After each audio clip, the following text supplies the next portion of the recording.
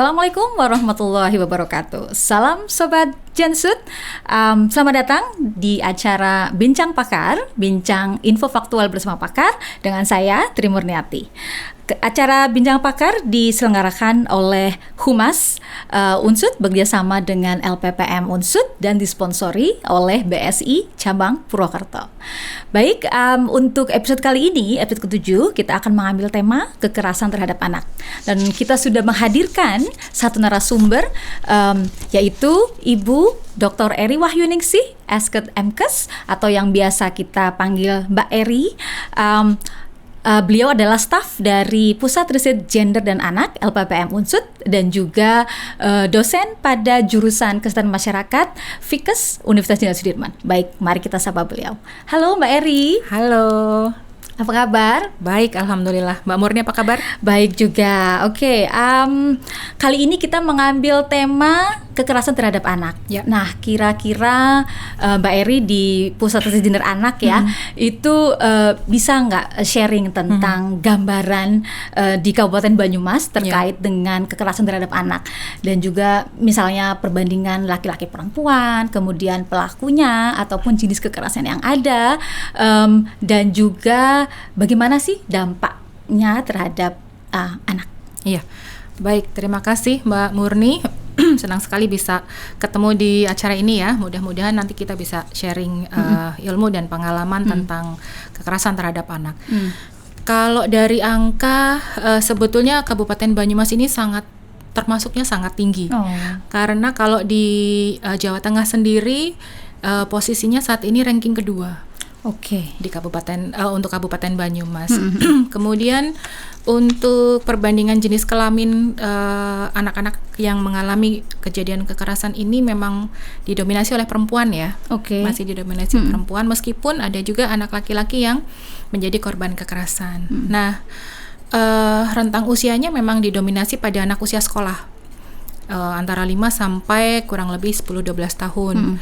Kemudian ada yang remaja awal lah, sekitar usia 15 sampai 17 tahun. Dengan jenis kekerasan ya sayangnya adalah kekerasan seksual yang mendominasi juga dengan berbagai bentuk ya, baik kekerasan seksual fisik maupun artinya ada pemaksaan gitu, kemudian pencabulan. Tetapi kemudian ada juga bentuk kekerasan berupa penelantaran. Ini yang sangat disayangkan karena posisinya adalah seringkali terjadi pada anak dari korban disharmoni keluarga.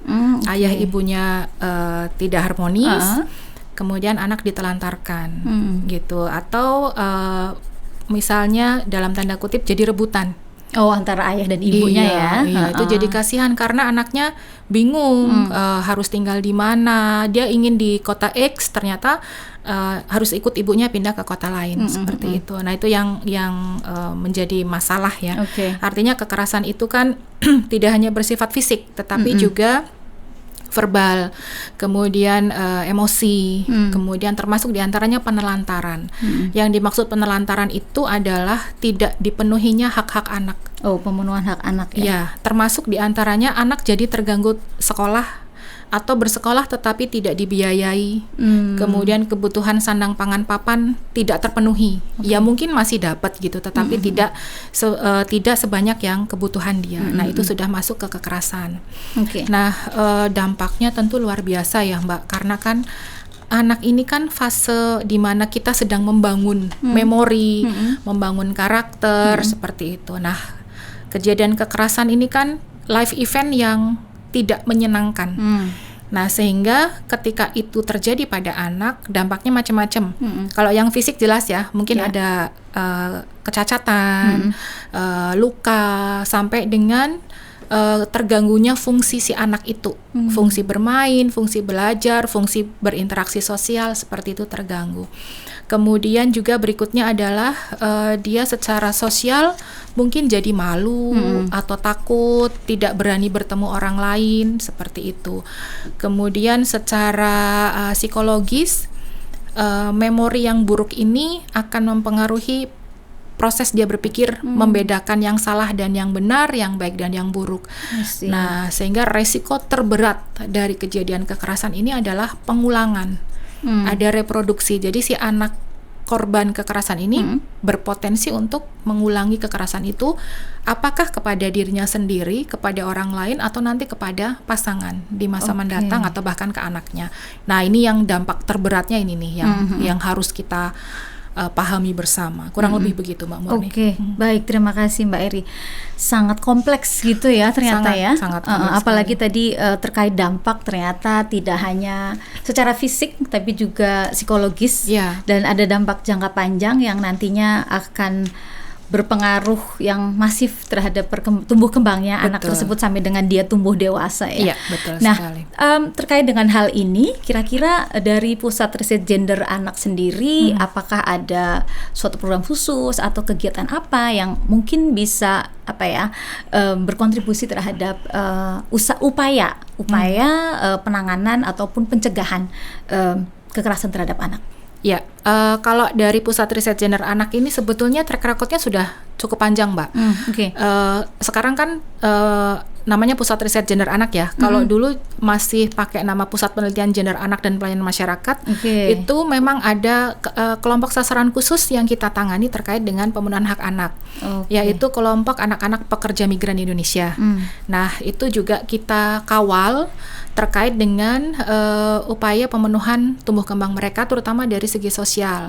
Salah satu kajian yang saya lakukan adalah untuk anak-anak usia sekolah pra-remaja ya, remaja itu terkait dengan bagaimana masyarakat komunitas ini bisa membantu anak-anak yang ditinggal pergi bekerja ibunya atau bapaknya atau keduanya ke luar negeri dalam waktu cukup lama.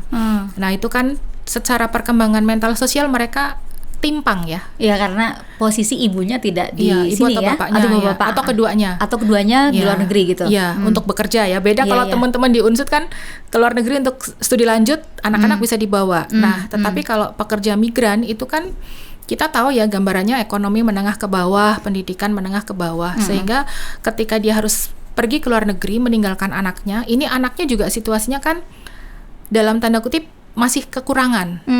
Nah, yang kekurangan terbesar adalah kekurangan dukungan sosial. Nah, ini yang kemudian menjadi pemicu munculnya beberapa perilaku yang bisa merugikan pada anak itu sendiri.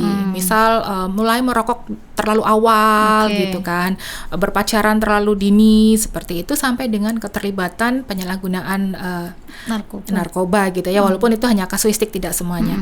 Tetapi itu tetap menjadi catatan penting untuk kita semua. Nah, kemudian selain itu juga konflik internal ya. Kayak misalnya anak-anak yang ditinggalkan ibu bapaknya pergi ini kadang-kadang melibatkan pengasuh baru. Ya kan, mungkin buliknya, pak D-nya, mbahnya gitu. Yang pola asuhnya beda. Nah, itu juga sudah konflik lagi gitu.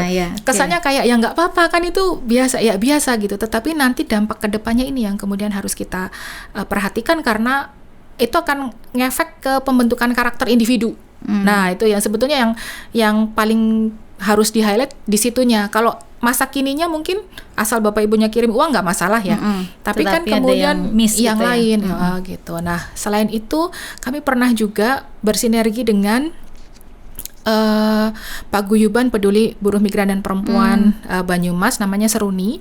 Kami bersama-sama membentuk atau menyusun program dengan nama pengasuhan berbasis komunitas. Nah, jadi ada pelibatan masyarakat untuk membantu terpenuhinya kebutuhan sosial anak. Jadi kayak diajak main bareng, kalau ada situasi di keluarganya mereka ikut peduli dan lain sebagainya.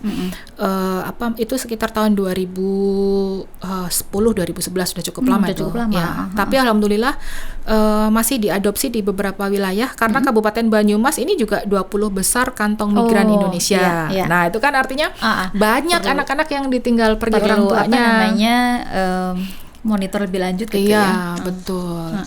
Nah, kalau untuk yang anak dengan kekerasan tadi, ini pada tahun 2023 kemarin, bulan September, itu masih pusat penelitian ya, PPGA ya. Masih belum berganti nama ya? Ya, masih PPGA-PM. Waktu itu kan kami kan juga anggota aktif dari Asosiasi Studi Wanita Gender Indonesia atau SWGI. Nah, SWGI ini kemudian dimintai bantuan oleh Kementerian Pemberdayaan Perempuan dan Pelindungan Anak Republik Indonesia, Kemen PPA, untuk menyusun program pendampingan anak-anak penyintas korban kekerasan. Semua jenis kekerasan ya, bukan hanya kekerasan seksual saja, tapi semua jenis kekerasan. Kemudian tersusunlah sebuah program, yaitu program pendampingan resiliensi dan peningkatan kapasitas penyintas usia anak di Indonesia. Nah, kemudian pelaksananya waktu itu ada 2 kelompok. Yang pertama adalah LSM, non pemerintah. Yang satu sebagai pelaksana program, kemudian yang satunya lagi adalah Pusat Studi Wanita, Gender dan Anak, anggota SPGI sebagai tim ahli pendamping program. Nah, itu program itu tahun 2023 itu adalah pilot projectnya Kemen PPA, dan bersyukur sekali bahwa PPGAPM masuk di dalamnya gitu, karena memang hanya ada 5 provinsi yang mendapatkan program tersebut. DKI, Jawa Barat, Jawa Tengah, Jawa Timur, dan NTB. Untuk Jawa Tengah sendiri ada yang perguruan tinggi yang dilibatkan itu hanya Unsud melalui PPGAPM. Untuk Jawa Tengah? Ya, untuk Jawa Tengah. Yang PTN, yang PTS-nya ada kolega kita dari Unika Solo Tigo itu, tapi mereka mengerjakan di wilayah yang lain gitu. Nah, dari situ kemudian kita bekerja sama dengan UPTD PPA Kabupaten Banyumas, Unit Pelaksana Teknis Daerah Pelindungan Perempuan dan Anak. Waktu itu kita diberi kelompok sasaran sebanyak 60 anak. Seluruh Banyumas? Ya, Kabupaten Banyumas. Padahal angkanya itu ratusan. Kalau dari data Simfoni Kemen PPA itu Kabupaten Banyumas itu hampir 100 lebih lah, kurang lebih ya. Banyak ya? Ya, dan kami harus mengambil 60 dari sebanyak itu, berat.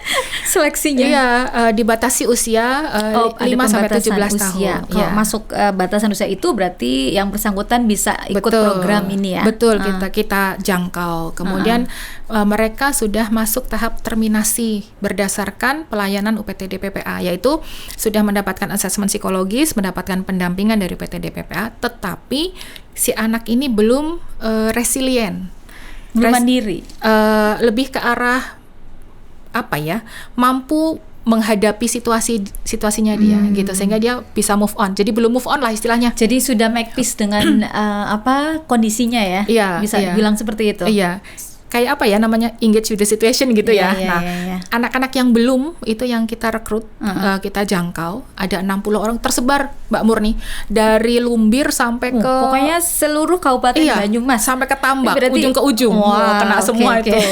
Nah, susahnya adalah hanya 60. Iya, dari ratusan semua ya. Sementara yang membutuhkan program ini sebenarnya banyak, cuman karena dari Kemen PPA ada batasan, kuotanya ada kuota sehingga dibatasi seperti itu. Ya. Kegiatannya cukup bagus, mulai dari pendataan gitu ya. Kemudian kami menggunakan pendekatan soft skill, yaitu dengan penguatan mental. Jadi diajarin bagaimana bisa berinteraksi dengan orang lain gitu, kemudian bagaimana untuk berani keluar rumah, karena ada beberapa catatan dari 60 anak yang kami jangkau kemarin itu ada yang bahkan ketika tim kita kan satu tim besar tuh, karena waktunya juga mepet ya, tim besar itu beberapa tim datang ke lokasi, ada yang cuma ngintip di belakang pintu rumah gitu. Kemudian yang jadi masalah juga adalah ketika ada anak mendapatkan kekerasan, ini keluarganya juga dalam tanda kutip tertimpa juga.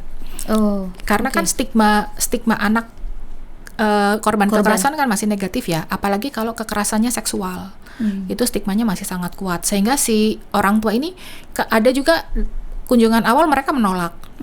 Gitu. Alhamdulillahnya dibantu teman-teman dari UPTD PPA, katakanlah ketok pintu gitu ya, mengabarkan ini teman-teman dari Unsud ada amanah dari kementerian dan lain sebagainya. Baru di kunjungan kedua ketiga mereka mau berinteraksi dengan kami. Kondisinya alhamdulillah sih ya, secara umum pada akhirnya mereka mau menemui kita. Tetapi ketika kemudian kami masuk tahap berikutnya, identifikasi kemampuan hard skill anak ini yang memang menunjukkan mereka sebetulnya belum sepenuhnya resilient. Jadi ada satu program yang diminta oleh Kemen PPA untuk kita laksanakan adalah mengidentifikasi potensi minat bakat anak, baik seni, olahraga, keterampilan, kreativitas gitu. Kita fasilitasi, Mbak. Oke. Misalnya yang suka suka olahraga voli tuh, kita beliin baju voli, sepatu voli, kita kasih gitu. Oke. Itu. Baik, mungkin spill-nya jangan banyak-banyak.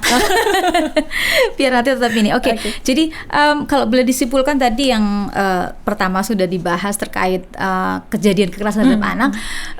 Tadi komunitas pertama yang anak dari pekerja migran Ya, itu betul. memiliki resiko lebih dibandingkan dengan anak dari keluarga yang bukan pekerja migran, Ya. sesimpel seperti itu ya. Bisa dikatakan seperti itu. Kalau tadi dari program yang tahun lalu sudah dikerjakan oleh Mbak Eri dan tim di PRGA, itu temuannya bagaimana? Maksudnya apakah anak-anak penyintas yang tadi masuk kuota 60 itu, apakah mereka dari keluarga yang maksudnya yang utuh, bukan PMI, dari keluarga PMI, atau kemudian ada juga yang dari keluarga yang tadi disebutkan disharmoni ya sebagai salah satu penyebab terjadinya kekerasan itu, atau bagaimana kira-kira? Iya.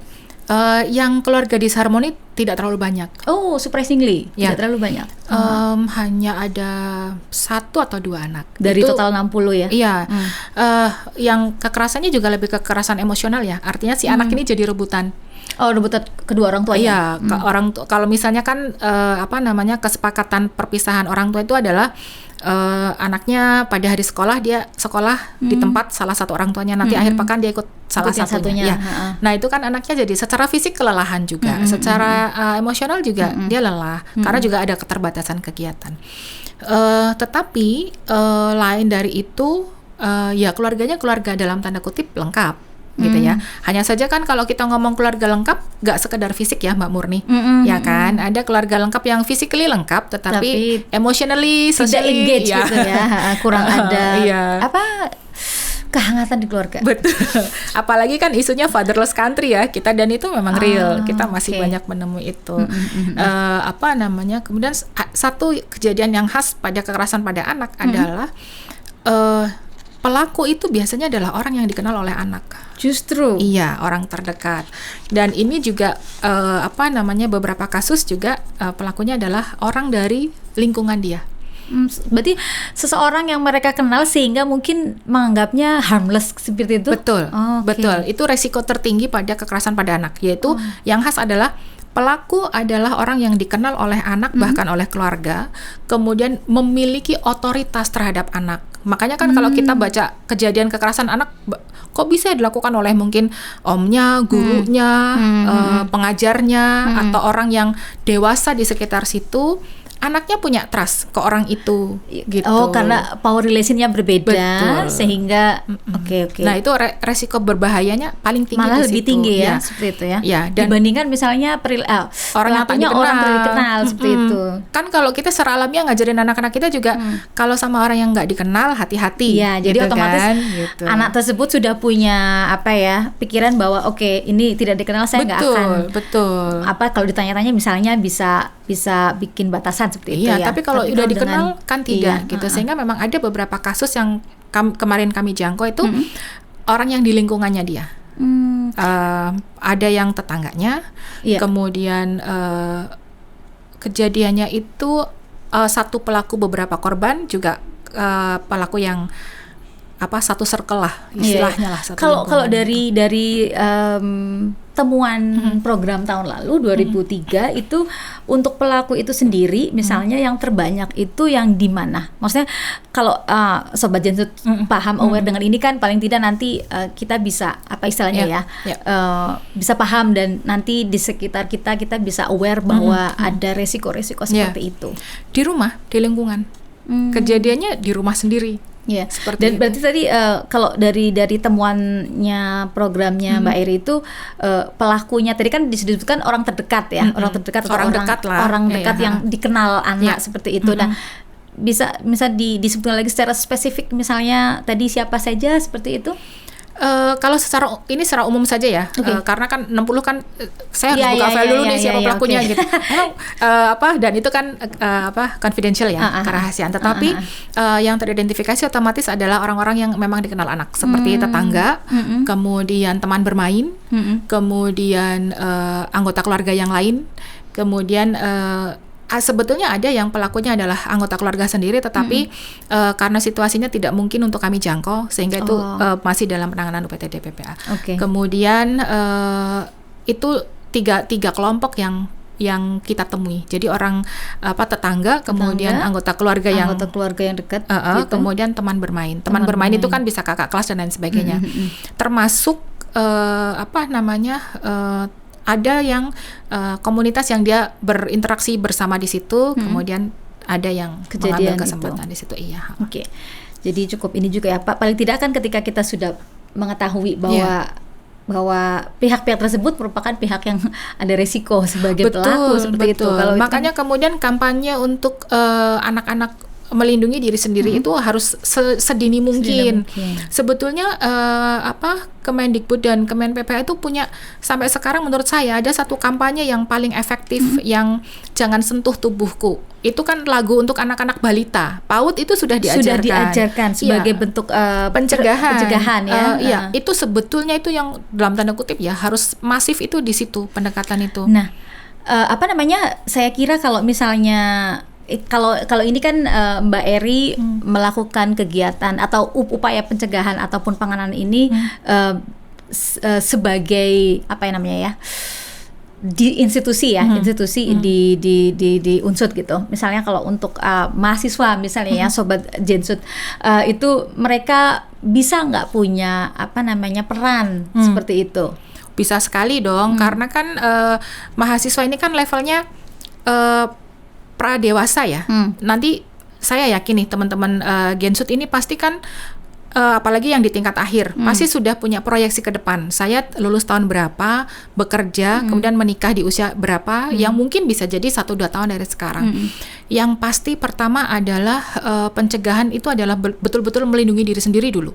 Jadi mulai dari diri sendiri dulu ya. Self love dan self respect itu saya selalu ke adik-adik mahasiswa tuh selalu seperti itu. Pokoknya kita harus betul-betul menghormati diri sendiri, mencintai diri sendiri, supaya nanti kita paham apakah orang-orang yang akan kita percayai menjadi bagian hidup kita itu betul-betul harmless gitu loh. Kayak sekarang kan kebetulan saya juga sekretaris Satgas PPKS ya. Nah itu juga kan, sivitas terbesar di Unsut kan mahasiswa. Dan secara alamiah usia mahasiswa ini adalah usia di mana memang ketertarikan terhadap lawan jenis itu muncul.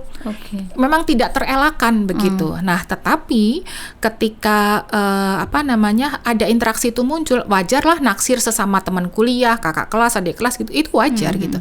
Nah, tetapi filternya itu memang betul-betul di diri kita masing-masing.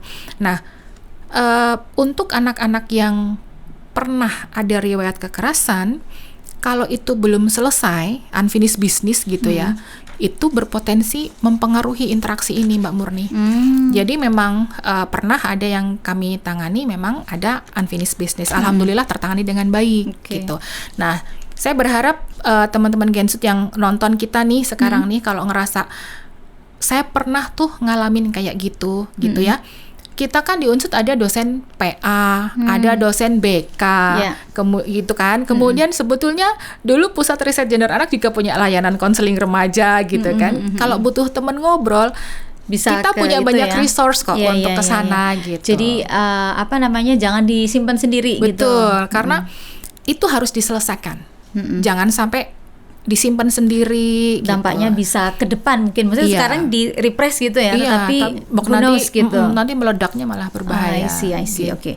Ya, dan kalau misalnya ini mahasiswa kan biasanya ada KKN ya. Kalau di Unsut kan masih ada KKN gitu. Kalau tadi dibilang tadi ada yang lagu Jangan sentuh tubuhku. Jangan sentuh tubuhku itu mungkin bisa disosialisasikan bisa ke sekali. masyarakat di mana mereka nanti akan berkegiatan KKN Bisa. gitu. Nanti ya. saya rasa Pusat Riset Gender Anak bisa support materi ya. Ada 2 pendekatan yang bisa kita lakukan karena begini. Terkait pencegahan ini ya. Iya, pencegahan maupun penanganan. Kalau untuk pencegahan itu kita bisa menjangkau semua lapisan dengan pendekatan yang spesifik ya. Tetapi kalau untuk penanganan ini memang sebaiknya serahkan pada ahlinya. Nah, apa yang bisa kita lakukan kalau itu kejadian di depan mata, gitu ya? Yang bisa kita lakukan adalah menemani, gitu. Jadi itu seperti langkah awal gitu ya. Peduli. Jadi prinsipnya peduli. Jadi bisa dengan cara tidak harus menanyakan kejadian, tetapi kayak misalnya kita dengar kabar dia mengalami ini, yang kita lakukan ya menunjukkan kepada mereka kalau kita ada, memberikan support secara emosional. Betul, sosial emosional itu yang paling pas di situ. Kemudian untuk yang komunitas orang tua, guru itu bisa dengan materi parenting. Oke, I see. Jadi tetap maksudnya Generasi Sudirman juga bisa berkontribusi terkait dengan upaya pencegahan dan penanganan terhadap kekerasan anak ini ya. Oh, satu lagi Mbak Murni lupa. Yang programnya Kemen PPA kita masih lanjut sampai dengan bulan Juli nanti. Ya. Nah, bisa di-spill sedikit misalnya kelanjutan dari yang kemarin gitu? Ya, lebih dalam lagi. Kita kemarin diminta untuk mengidentifikasi dari 60 anak yang kita jangkau tahun lalu, diambil 2/3-nya, 60% ya, sekitar 39 anak kita dapat jatahnya. Dari 60 yang tahun lalu. Pendekatannya nanti lebih kuat lagi. Saya berharap bisa melibatkan teman-teman Unsut untuk mensupport anak-anak ini secara spesifik. I see. Berarti ini merupakan program lanjutan ya Mbak Iria. Lanjut. Nah, sebenarnya yang diharapkan istilahnya dari program ini tuh apa sih? Maksudnya yang menjadi tujuan utama? Ya, yang pasti anak-anak resilient. Resilient itu adalah dia mampu menerima situasi yang memang sudah dihadapi dan dia mampu menghadapi kehidupan berikutnya, mandiri dan move on tetapi punya kekuatan, daya lenting begitulah. Yang kedua adalah ini ada pesanan khusus dari Kemen PPA, kita diminta untuk membentuk yang namanya agen P2, pelopor dan pelapor. Pelopor dan pelapor. Ya, ini teman-teman Gensut juga bisa nih jadi P2 ini. Pelopor itu adalah mereka yang berperilaku melindungi, menjaga, menghindari terjadinya kejadian kekerasan. Pelapor itu adalah berani mendampingi korban atau kalaupun dia pahit-pahitnya gitu ya ngalamin sendiri, dia berani melapor atau mendampingi korban, menemani korban mencari saluran untuk melaporkan kejadian karena negara sudah berjanji melindungi semua warga negaranya. Kalau untuk anak-anak, untuk anak-anak lewat Undang-Undang Perlindungan Anak kan, kemudian ada UPT-DPP, ada Kemen PPA. Jadi itu saluran-saluran yang bisa diakses untuk perlindungan anak-anak se-Indonesia Raya. Gitu. Ya, Jadi sebagai anak-anak Indonesia, negara sudah sepatutnya memberi perlindungan harus. Sudah janji dan pelaksananya sudah. Lewat kementerian tadi ya, bekerjasama dengan perguruan tinggi. Betul sekali. Baik, terima kasih banyak Mbak Eri atas kehadirannya dan obrolannya. Mungkin ada closing statement untuk Sobat Gensut? Baik, terkait dengan kekerasan anak, saya berharap teman-teman Gensut bisa berpartisipasi melalui itu tadi, awareness ya, kemudian kepedulian, serta juga menghindari situasi-situasi yang teridentifikasi sebagai risiko. Kemudian saya berharap Unsut selalu hadir untuk masyarakat, terutama wilayah Kabupaten Banyumas terkait perlindungan perempuan dan anak, termasuk juga dengan penanganan dan pencegahan kekerasan ini. Kurang lebih begitu. Terima kasih. Sekali lagi terima kasih banyak Mbak Eri sudah berkenan hadir di episode 7 kali ini. Ya. Baiklah Sobat Gensut, kita akan mengakhiri acara Bincang Pakar hari ini. Terima kasih banyak sudah stay tune dan kita akan berjumpa di lain kesempatan. Terima kasih. Wassalamualaikum warahmatullahi wabarakatuh.